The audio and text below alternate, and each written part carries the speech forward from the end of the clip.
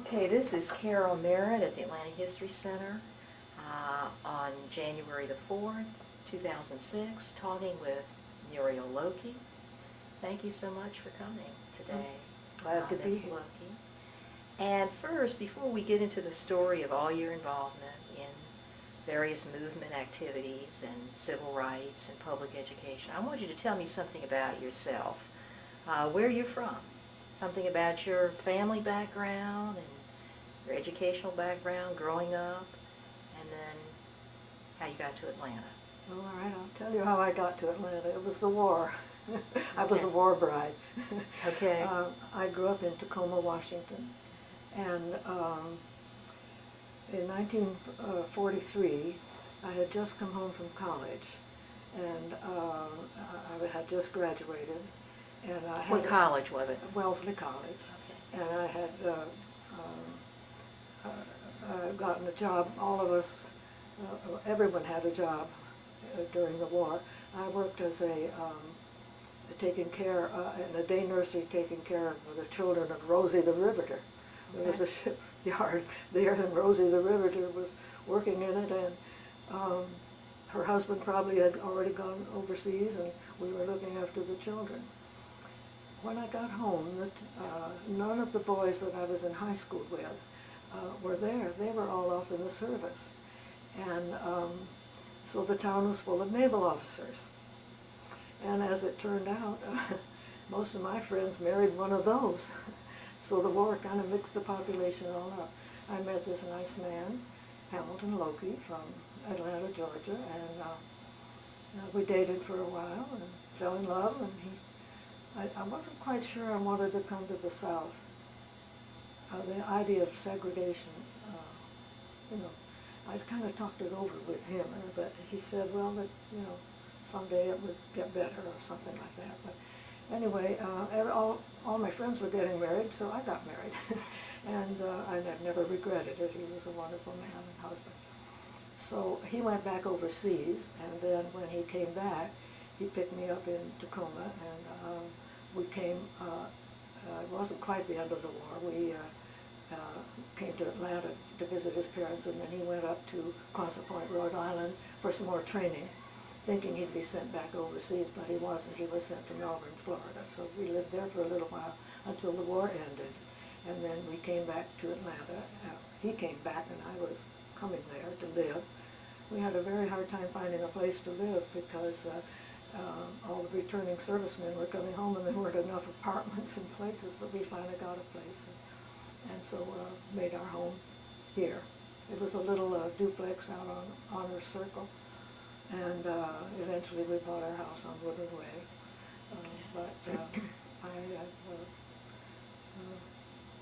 I'm still a Westerner, but I love Southern people, and I love living here. So how was the adjustment coming from Washington to the South? How did you confront what was very different? Well, interestingly enough, Western people are more open and pointed in what they say, and Southern people tend to cushion everything, and they're really kind of more polite. Can I keep on with this story? Sure, yeah. One time, my father out in Tacoma was a great salmon fisher, and he caught a nice salmon. He and my mother decided they would send it to my husband's parents, Dr. and Ms. Lokey, who lived on 14th Street. And so they sent the fish. Well, it so happened that they weren't home, and the family servant, Will, called up the family, and we kind of divided the fish up. My husband had a sister and two brothers, I think. And so I wrote my mother and told her about the fish, and then my mother-in-law came back from the fishing trip. She wrote my mother to thank her for the fish, and then she called me up and she said, I hope you didn't tell your mother that we didn't get it. That's an example. But anyway, I love living here. So how did you respond to a segregated, a racially segregated community? Well, I never liked it, but I wasn't anything I could do about it. Right. Nobody was doing anything about it then.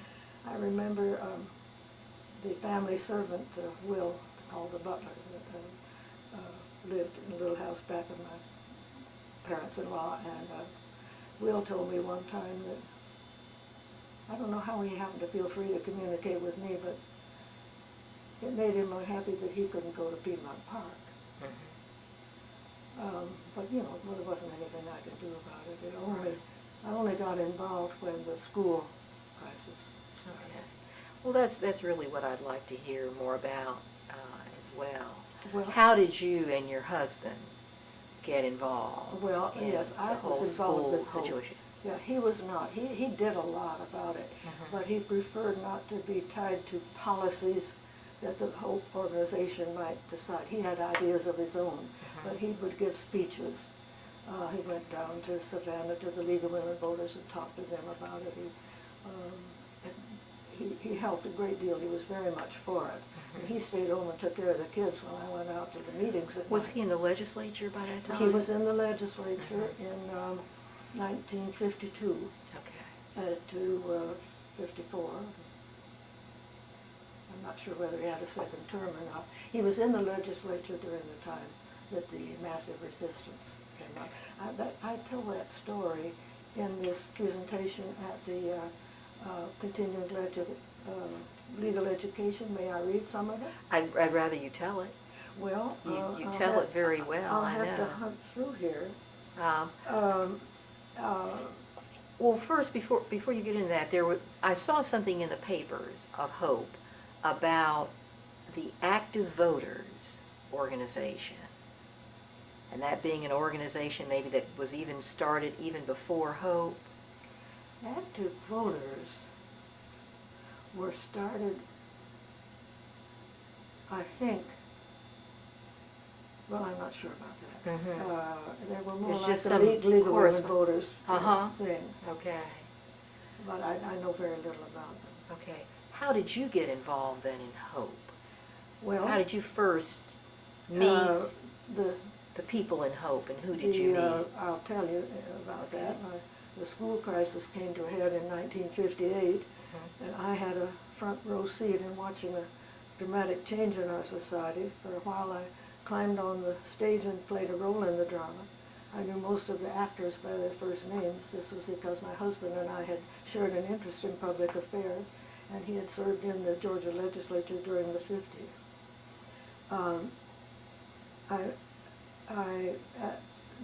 This continuing legal education seminar was planned by the Bar Association because they felt that younger lawyers who had come there from somewhere else would not be familiar with the history. And at that seminar, Jamie Mackey, Charles Weltner, Donald Hollowell, who was the NAACP Legal Defense Fund lawyer, and Fulton County Superior Court Judge Horace Ward, and myself were all telling the story of Hope. And as I planned what I would say to them, I wondered about my listeners, what degree of familiarity would they have with the people and the events of 30 years ago. And I felt sure my listeners would know of Ralph McGill, Mayor Hartsfield, Governor Ernie Vandiver, Mr. John Sibley, and Judge Frank Hooper. But what about Muggsy Smith, Roy Harris, Sylvan Meyer, Peter Zach Gear, Helen Bullard, Charlie Block, and Miss Ira Gerald? And okay, let's see now. I'm sorry about this pause. It's okay. Yeah, okay. I'm curious about some of the people that you mentioned. Yeah. What happened was that, well, there was the policy of massive resistance, and then legal cases were being filed by the NAACP, and the massive resistance laws said that all the schools in the state would be closed rather than desegregate. Right. And the idea of closed schools was not a good one, and people began to talk about it. Before that, really hadn't talked much about it, even though the great decision came down in 1954. Right. And so now we're in 1958. And I knew a lot about it because my husband had been in the legislature.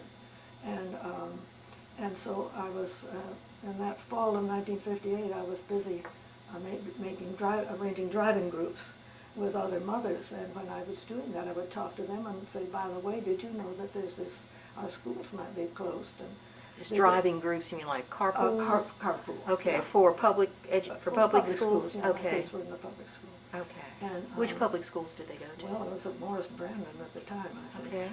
It's still around. It still is, Uh-huh. and it's a good school. Yeah. And we just decided that, I mean, some of us were talking about it, and we wanted to do something about it. And two of the mothers that I talked to expressed a lot of interest. They were Maxine Friedman and Fran Breeden. And we talked with some others and got some small groups together. And at that time, there was also interest in other areas. The Muggsy Smith, who was the Fulton County legislature, had held a meeting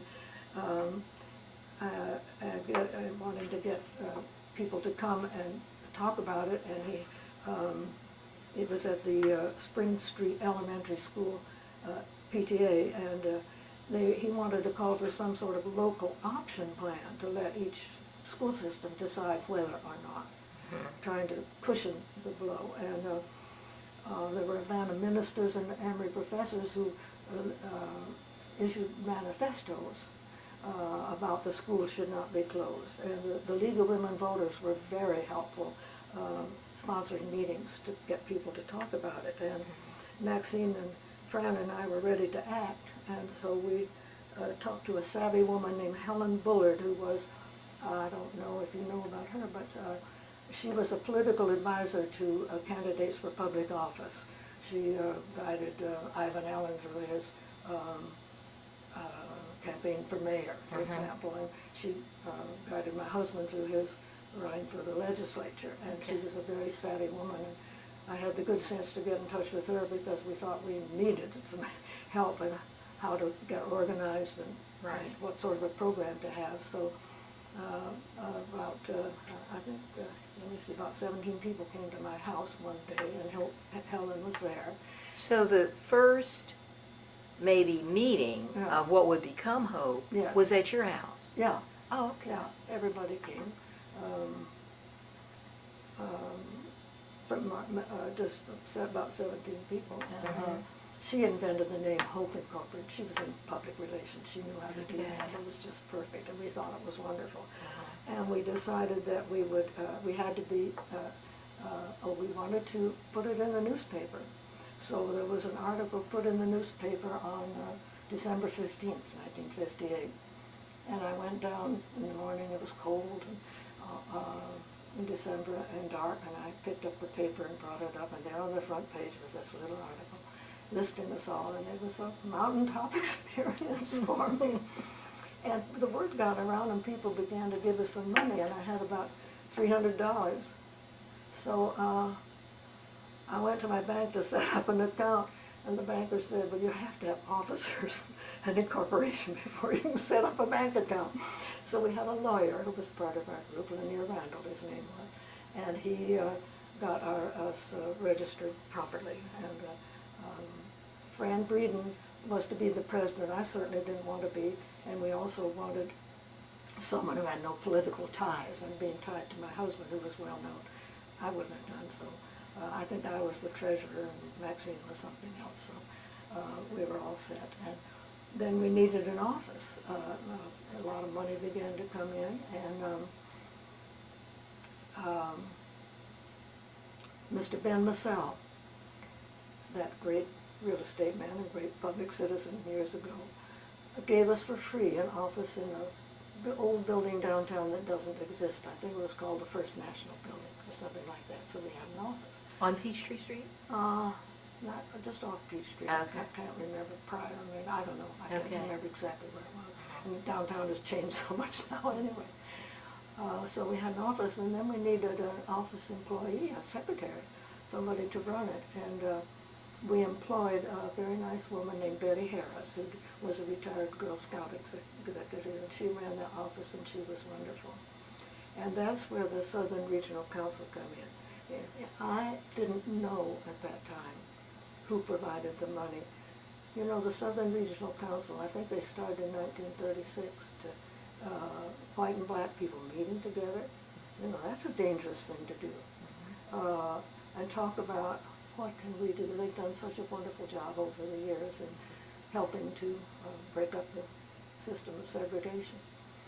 And they provided $1,500 a month to pay Betty. So, but I didn't know that. The only person that knew it was Fran Breeden, and she didn't even tell me until years later. It was such a secret. But so because because Southern Regional Council maybe didn't want anybody to know. Oh no, they couldn't. It was too dangerous. Yeah. They did everything. This is my understanding of the history that, you know, they could be arrested for sitting somewhere and having coffee together.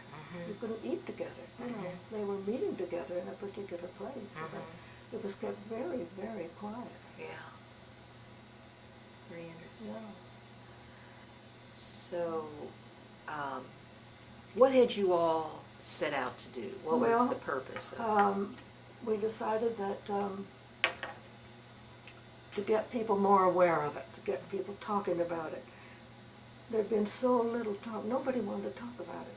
And so we had several people to volunteer to talk about it. Of course, my husband wasn't officially with Hope, but he did lots of talking about it.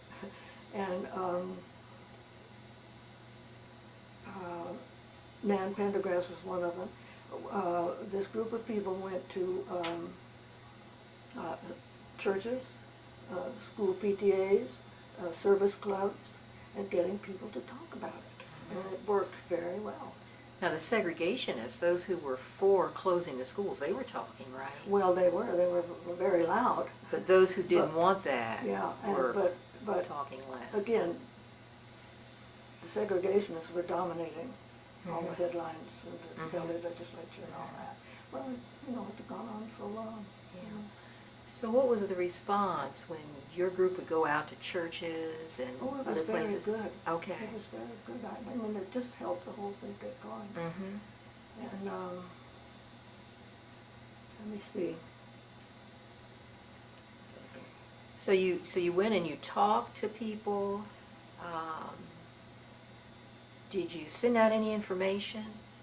Was there any information that you would mail out or send out as flyers? I think we had a little publication, but I've forgotten exactly what that was. It was 50 years ago. Yeah, I understand. I did see a newsletter, though. Yes, well, I think we probably did have, and we kept trying to raise money. I know what we did. This wonderful woman, Frances Pauley, Yes. she had a long history of public action, and since the 30s. Do you know about Frances Pauley? I know of her. Well, yeah. she's one of the greatest women I've ever known. And one of the things that she did at one time, there was and the legislature had the problem with reapportionment in the legislature, and Herman Talmadge was busy trying to fix it so that it would stay the same, so that the county in South Georgia with 10,000 pine trees and 7,000 people would have 3 votes, and Atlanta would only have 3 votes, and it was the famous lawsuit eventually in the federal courts called Baker versus Carr. But that Georgia one, Frances went around all over the state and had little buttons saying strike 1, meaning strike the First Amendment, don't vote for it.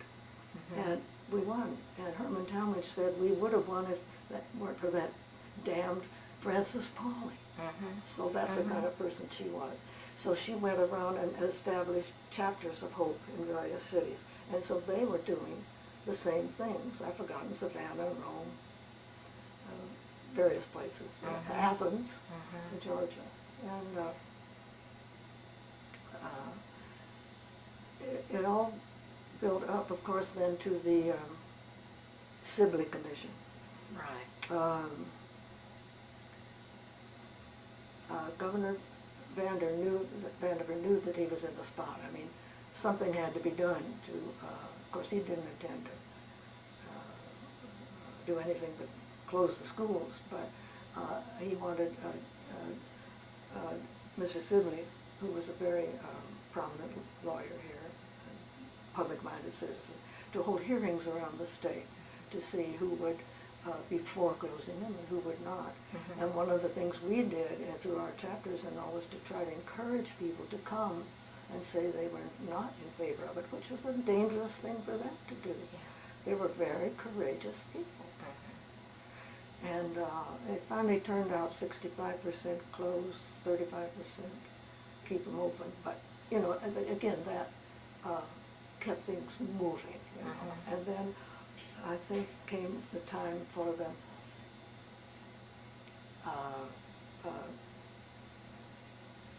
legislature to meet. And in the meanwhile, in the federal courts, Judge Pupil, I think it was, had said that the University of Georgia had to be integrated. And so there was a special night session of the legislature, and a lot of us went down there. My husband and I went down there anyway. And Ernie Vandiver had to say that we'd have to let the university be segregated. And Jamie Mackey said something so funny about that.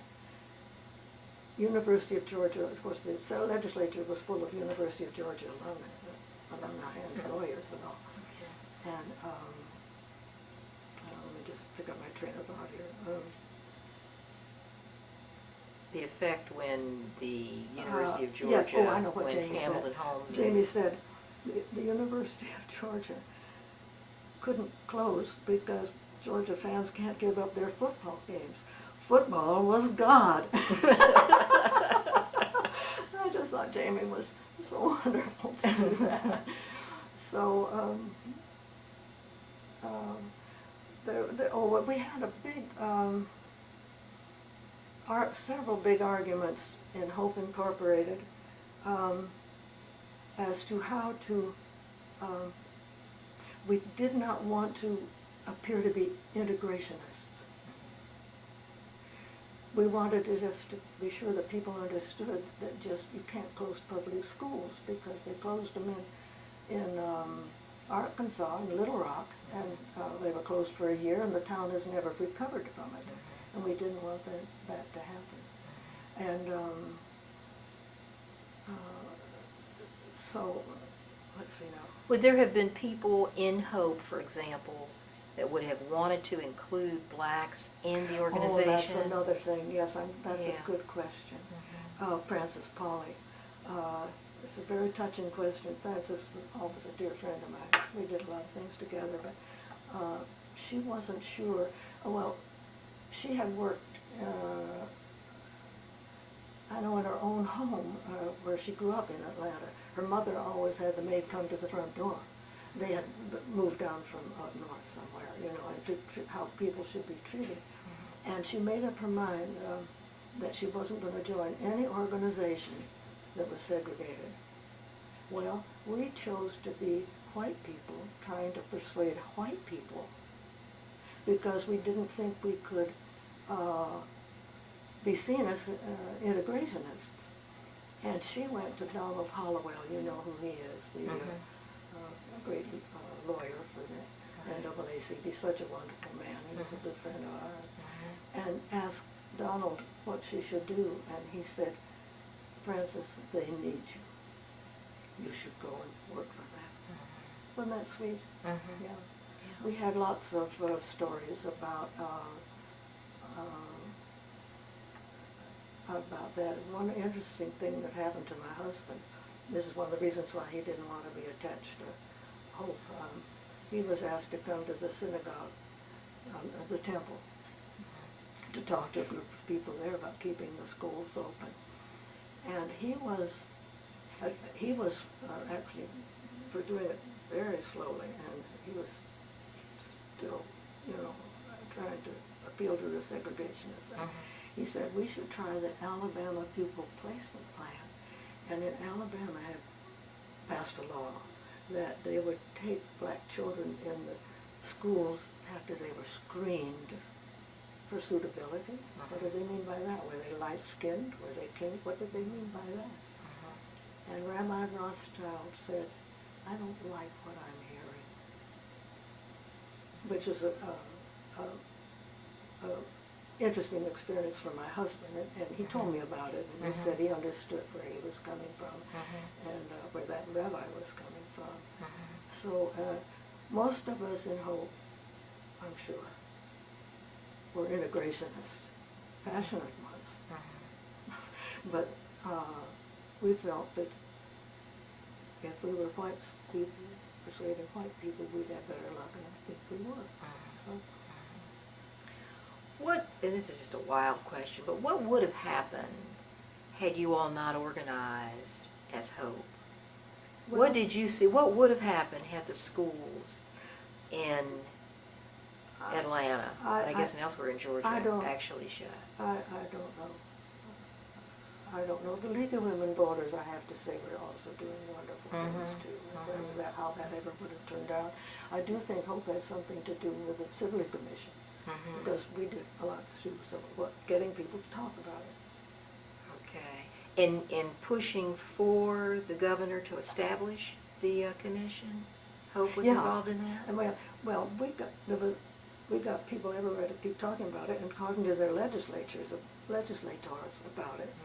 And I think that has something to do with the governor's establishing. Right. Tell me something about the people who were in Hope. What was different about them from those that were not in Hope? Who were the Hope? And it was mostly women, right? Yeah, some men though. Yeah. But it was a woman's... A variety of people for different reasons. We had got legal advice from Jimmy Dorsey, I think his name was, one of the Dorsey family here in Atlanta. And he's a staunch Republican and all. But he knew that he was one, I don't think he was an integrationist at all, but he knew that it would be a disaster for the schools to be closed. So he gave us advice. Nan Pendergrast was there, and she went around to the civic clubs and talked. I think we could have found a number of people. It's just that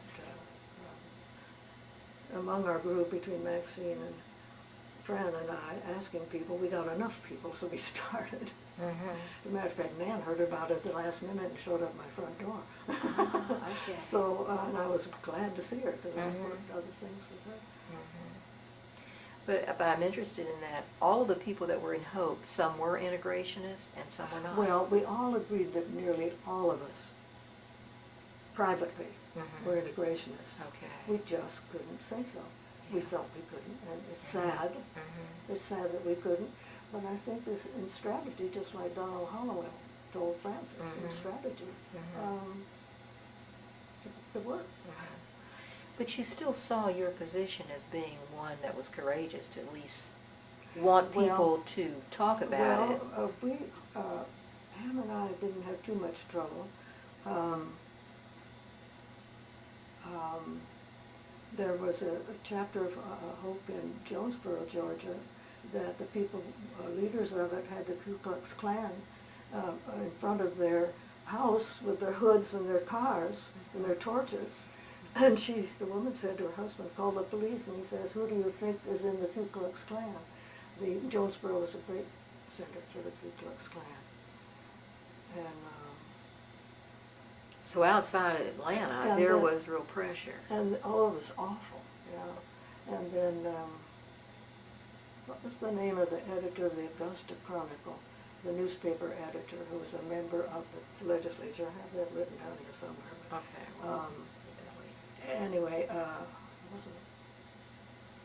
Anyway, Ham knew him, and Ham, when he was in the legislature, was the liberal from Atlanta, but he was folksy and friendly with people, and he got along well with people. So one night, about 3 o'clock in the morning, our phone rang, and it was a breather. And that's threatening to have someone call up and just have a breather on the phone. And it says, I know who's responsible for that. It's this man who's the editor of the Augusta Chronicle, and brand new in the legislature. And he says the legislature's in now, and I know where he is at the Henry Grady Hotel, and I'll call him up at 3 o'clock. So he called the Grady Hotel, Henry Grady Hotel, and Alberta said, "Are you sure you want to talk to him at this hour, Mr. Lokey?" "Certainly, he's expecting my call." So he came on the phone, and he said, "What do you want with me at this hour, Ham?"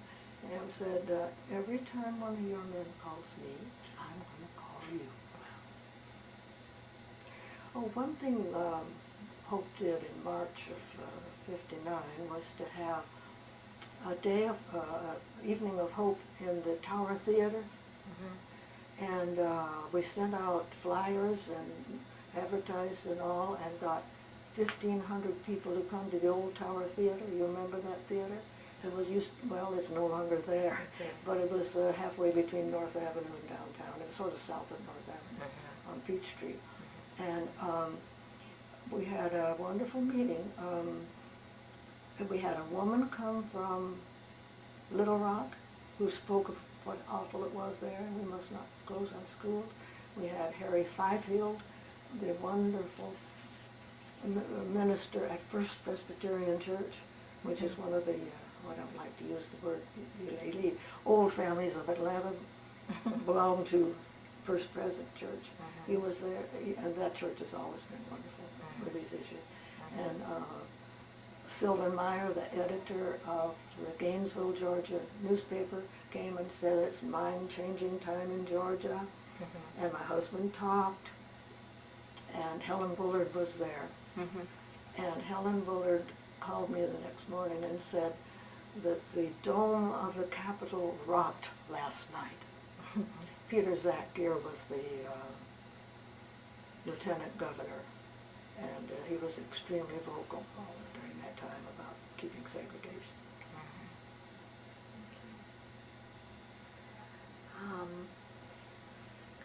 So Hope stayed in operation not really very long. Well, we stayed in a little while. Let me see. When we finally, we weren't necessarily having meetings, but we were still connected with each other. And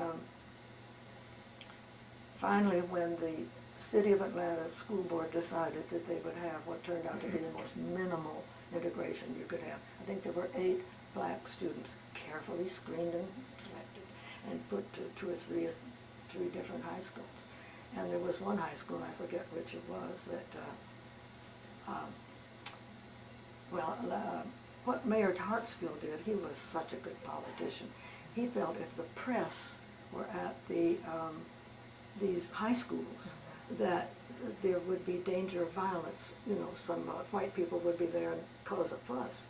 And so he had all of the press come to the city council chambers, where they had people on the phone, individuals reporting to the press from the schools. And I remember that I was told that the person calling said, "Everything is normal here. Nobody's speaking with them. Nobody's eating with them. Everything's normal here." But again, Atlanta avoided a difficulty. And the next day, President Kennedy announced that the city of Atlanta had successfully integrated, and they should be proud of themselves. And we were. Looking back on that now, you know, many years later, and you see what the situation is with the schools. Well, now. but it's not been solved. Right. Because I know my own church, St. Luke's Episcopal, has a mission in connection with Ebenezer, I think. There's one inner city school that when they started with them, they never had a senior class. Nobody stayed. It was in a very poor neighborhood, and the children would not even graduate. And so volunteers from Ebenezer and from St. Luke's have been going there for years, mentoring individual children, you know, taking them out, doing things for them, encouraging them to go to school. And that school now has a graduating class. you know, but, you know, there's still, the schools are not as good, and the teachers are not as good, and the home environment sometimes is not as good because the parents maybe don't have very much education and they don't read to their children, or they watch television all the time or something like that. So basically, so we still have the same segregated, well, pretty unequal much. schools. Well, except that I think, you know, like Northside High School, I know I drive by there all the time, and they're well integrated. Children come in buses from all over. I'm not too well informed about all those things, but I think there's a lot of. Okay. Tell a little bit more about Southern Regional Council and Hope. Oh, yes, well, you know, I told you they gave the money. I think they started in the 30s, and they were people, bless their hearts, brave people. There were white people, there's some of them were company heads, leaders, you know, well-educated people who felt that something should be done about the continuing segregation in the South because it was driving us down in so many ways. And they met, they had a special place downtown that they met regularly, but they had to meet in secret, in private. It's against the law for white and black people to sit and have a cup of coffee together.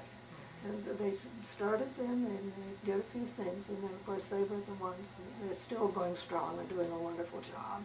Times have changed in lots of ways. But, and then, as I told you, they're the ones who gave us secretly, don't tell anybody, the $1,500 a month for Betty, who worked for Betty Harris.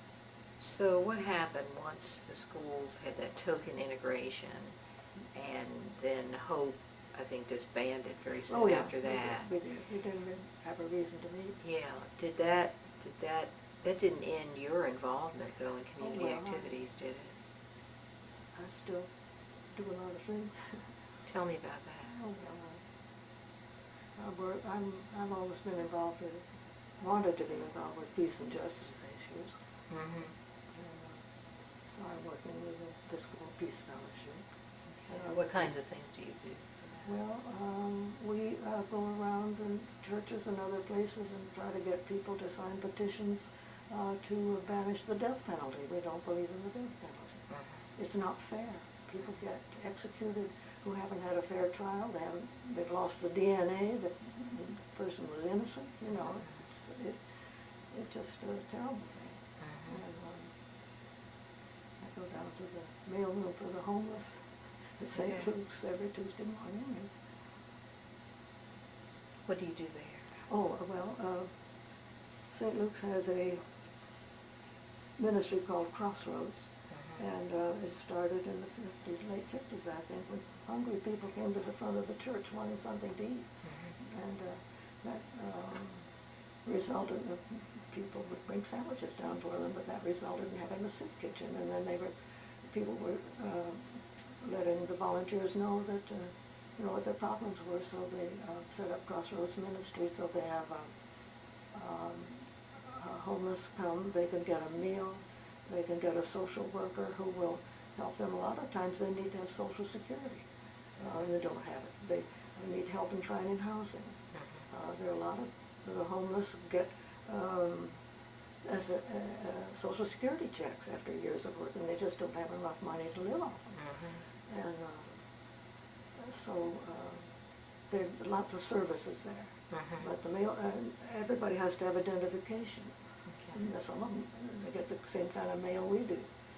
Utility bills from houses that they had to leave, or something like that, or letters from friends, or letters, their social, they need identification, they need their birth certificates if they don't have an identification. And so we get mail every day, and I go on Thursdays and put them in bins, and the homeless come and get the mail. They get their checks.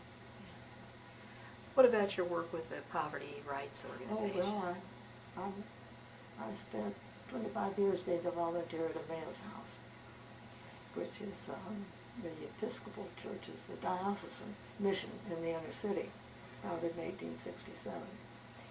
That early? 18, 19. Oh, yeah. Okay, that's a long time. I think that's where it was from. Mm-hmm. Yeah. Okay. By the Reverend Austin Ford, a wonderful Okay. Episcopal priest. You know Yeah. something about Yeah. him. And so we set up a poverty rights office, and people, we had volunteers, and people would come in and with their problems and whatever they needed, we tried to help them get it, which is, they have many, many needs. There's food, housing, clothes, not so much those things though, exactly, as places to live, and in those days, the welfare department caseworkers were treating welfare recipients very badly, and we were their defenders. We would call up the caseworker and get them straightened out. Yeah. Okay. So, looking back over all of your activities in the community, is there anything that you would have done differently? Is there anything you would have done in addition to, or Well, how do you feel about well, your I'm community glad work? that I've had these opportunities. I've also raised, my husband and I raised 5 children, so that sort of kept me busy Right. too. Yeah. Which enables me to have my wonderful grandson here. Right. I've got 12 grandchildren now. It's wonderful. Congratulations on that. Yeah. Is there anything else that you would like to add? I don't think so. It's been a very helpful interview. Well, I think I appreciate the way you handled it. Well, thank you very much for joining us.